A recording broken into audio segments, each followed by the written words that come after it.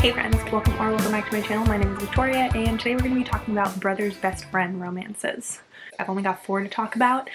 This is one of those tropes where I don't love it, so it's not usually one I go to seek out, but it's one that every so often I'm like, ooh, I like that when it shows up in a book.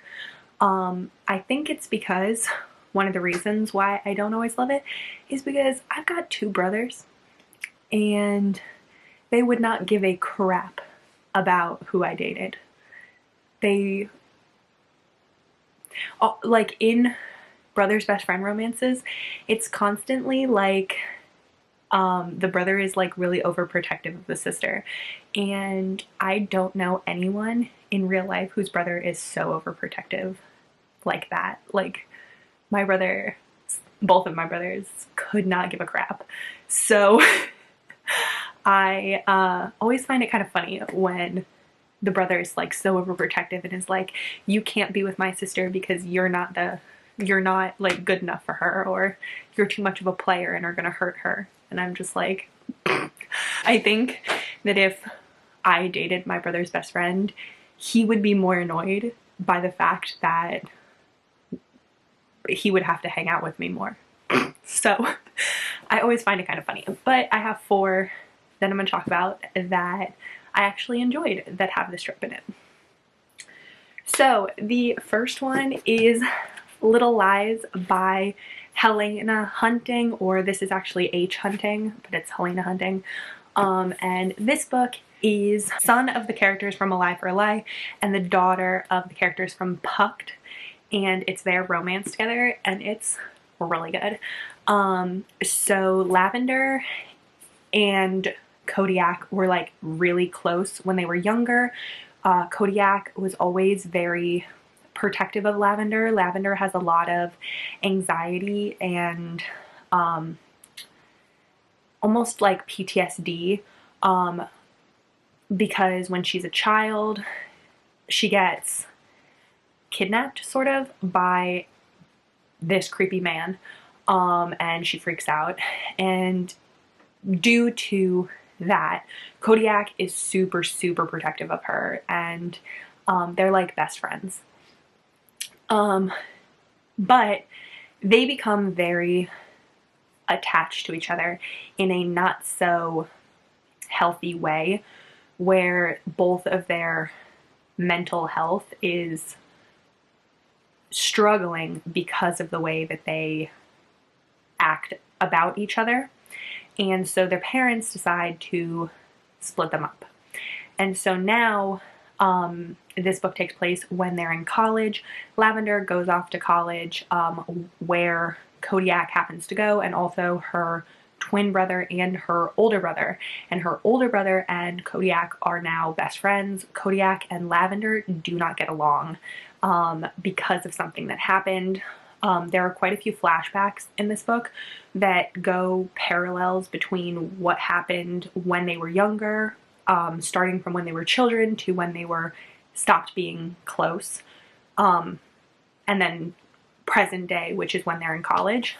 But it is a brother's best friend romance because Kodiak is best friends with Lavender's older brother, because they both play hockey together and they are very friendly. And that brother's best friend aspect plays a large role in this book because Lavender, now that she's away at college, lives with both her brothers, and Kodiak is always over at the house because her brother, he's coming to see her brother, and so they are forced to always like be around each other, and Lavender can't stand it because she doesn't want to be anywhere near Kodiak because they sort of hate each other. So it's like childhood friends to enemies to lovers romance. It's very interesting. I've never read a romance quite like it. Really recommend it, and I really liked the brother's best friend aspect and the way that it plays a role in this book. The next one that I have is Twisted Love by Anna Huang. I read this book in January and I really enjoyed it. The heroine and her brother live next door to each other while they are in college, but her brother leaves to go on a sort of like Doctors Without Borders program. And so his best friend, who is the hero, whose name I can't remember, I gotta look it up. Best friend's name is Alex. So Ava, who is the heroine, Ava's brother goes away, and the brother, before he leaves, has requests for his best friend Alex to move into his house while he's gone to look after the sister. And Ava is not super happy about that because she's like, I'm an adult, I don't need to be looked after. But her and her brother are very close, and so Alex agrees and moves in, and he takes his job protecting Ava very seriously, and he likes to sort of mess with her, but they end up spending a lot of time together and having a romance. I really liked this one because it had a lot of like darker elements, so like elements of like a dark romance, but I wouldn't necessarily call it a dark romance. But Alex's parents and family were killed when he was a child, and he has this like mission to bring down the people that are responsible for killing his family. So he has like two goals in life, or like two thoughts every day, and it's take down the people that killed his family and Ava. Like those are the only things that he cares about.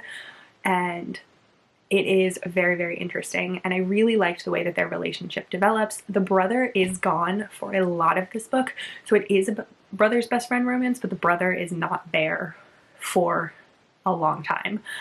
I really enjoyed it, would totally recommend it. Then the next one that I have is Swoon by Lauren Rowe.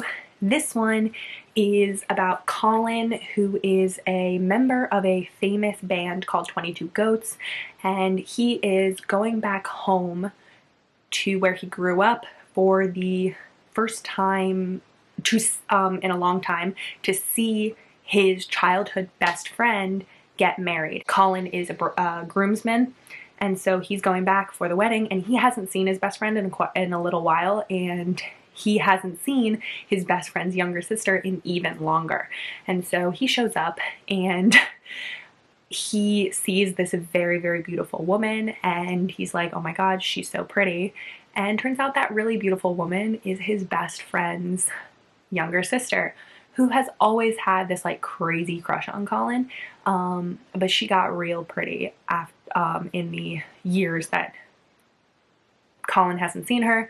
Colin learns that she wants to come to LA, move to LA, and he offers up his house and is like, hey, I live in this big giant house all by myself, why don't you live with me? And also, why don't you work as my personal assistant, because I need an assistant for this movie that I'm gonna be in, because he's starting to act. You need a job right now while you look for connections in LA. Why don't you move in with me and become my assistant? And so they end up spending so much time together, and the heroine makes it kind of her mission to try and get Colin to be with her, to love her, to have sex with her, because she's had this crush on him for like years and years and years, and she can tell now that he's attracted to her, and so she like really wants to get him to be with her. And it's very interesting. I really, really liked it. The audiobook, like all of Lauren Rowe's books, is amazing. Would totally recommend it.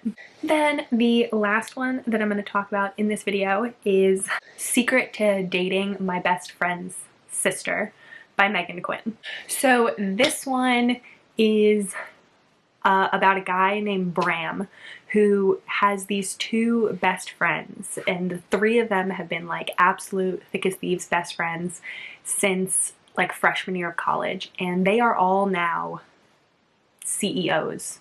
They are all now very high-powered businessmen, and Bram has had a crush on one of his best friend's younger sister, Julia, for years, like since college. And he has this plan that he created in order to get Julia to like him. And so he's liked her for like 10 years. And when he asked her out while they were in college, he was like a crazy frat boy, and he was kind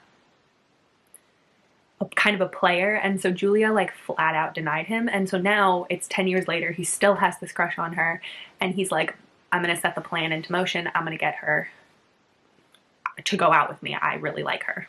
So what he does is him and his friends make this bet, and he purposely loses the bet because the punishment for it is that the person who loses the bet has to sign up for Julia's dating service. Julia is a professional matchmaker. She has created this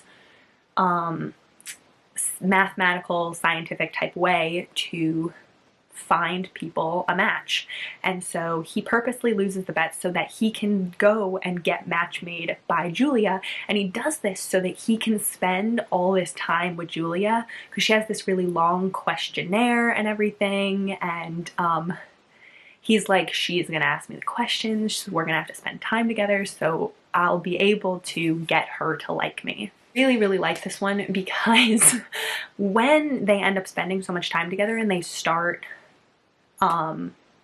really falling for each other and start dating, Bram goes to tell his best friend, Julia's brother, that they're dating. And instead of being really overprotective of his sister, the friend is really overprotective of Bram and is like, Julia, you won't hurt him. And like, he's so excited by the fact that the two of them are in this relationship. He's like, now this person that's my best friend that I consider my brother could actually be my brother when you guys get married. Like, this is so cool. He's so excited. And he like hugs Bram and is like to Julia, like, you better not hurt him. And it's so funny. And I really, really loved this reaction because it was very different than reactions in other brother's best friend romances when the brother is like angry that they're together because he doesn't want them to be together. And this one, he was so excited that they were together, and I really, really liked that aspect of it. And this book is really, really cute. I loved the matchmaking idea, so I would totally recommend this book if you haven't read it. But that's it. Those are the only 4 that I was going to talk about today. So please give it a like if you liked it, and let me know down below in the comments if you have a brother you think that they would act like brothers from romance books. And subscribe so you can see me in my next one. Bye!